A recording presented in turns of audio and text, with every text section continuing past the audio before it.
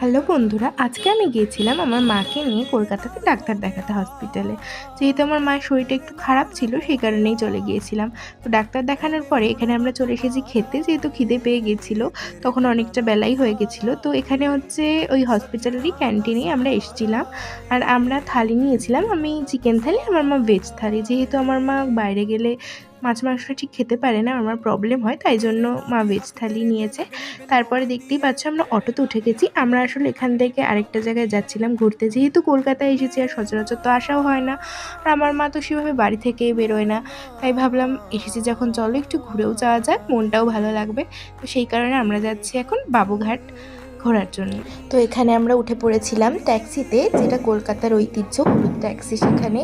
তারপর আমরা চলে গিয়েছিলাম বাবুঘাট যেই জায়গাটা আছে সেখানে। ওখানে গঙ্গা আরতি দেখবো বলে ভেবেছিলাম, তবে অতক্ষণ তো থাকা সম্ভব নয়, তাই ওটা না দেখেই বাড়ি চলে আসতে হয়েছিল আমাদের। তো দেখতেই পাচ্ছ এই যে রাস্তা দিয়ে যাচ্ছি, কত সুন্দরী না এই রাস্তাগুলো। আর কলকাতাতে আসলে সত্যি আমার এই বড় বড় যে বাড়িগুলো বা বিল্ডিং যাই বলো, এগুলো দেখলে আমার খুবই ভালো লাগে। কারণ আমরা যেখানে থাকি অশোকনগরে, সেখানে তো সচরাচর এসব দেখাই যায় না। তো এটা একটা নতুন জায়গা, আর এখানে আসলে অনেক কিছু শেখা যায়, জানা যায়। সত্যি আমার খুবই ভালো লাগে।